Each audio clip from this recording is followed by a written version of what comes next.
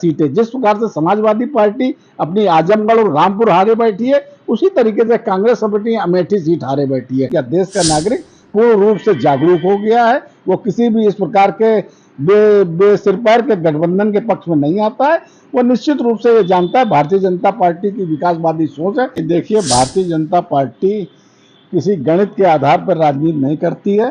हम लोग सबका साथ, सबका विकास, सबके विश्वास को नारे को लेकर। नमस्कार, मैं हूं विशाल चौबे और आप देख रहे हैं एनआरबी न्यूज लाइव। हम इस वक्त मौजूद हैं भारतीय जनता पार्टी के प्रदेश कार्यालय लखनऊ में।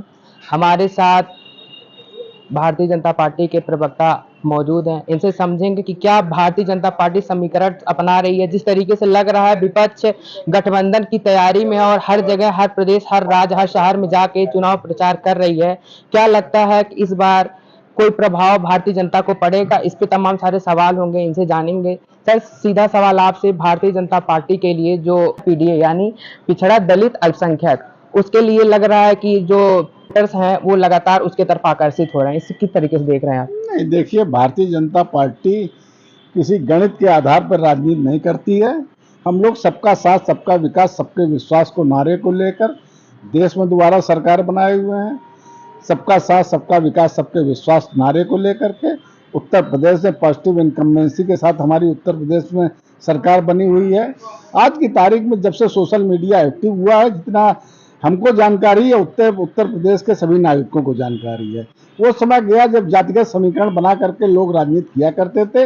अब ये पीडीए बना लें, चाहे दलित मुस्लिम इक्वेशन बना लें, चाहे कुछ बना लें, काट की हाड़ी उत्तर प्रदेश में 4 बार चढ़ हुई है। अब इस तरीके के राजनीतिक गठबंधन काम नहीं आने वाले हैं।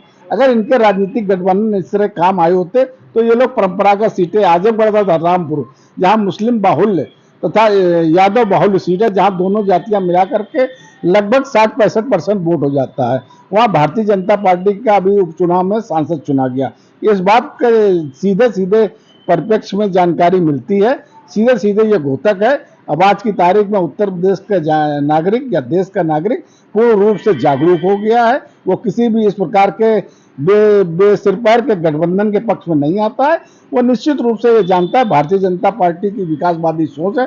भारतीय जनता पार्टी ईमानदारी से काम करने वाला राजनीतिक दल है और भारतीय जनता पार्टी की 80 लोकसभा सीटों का लक्ष्य रखकर आगे बढ़ रही है और हम लोग उसके आसपास उत्तर प्रदेश में सीटें भी जीतने वाले हैं।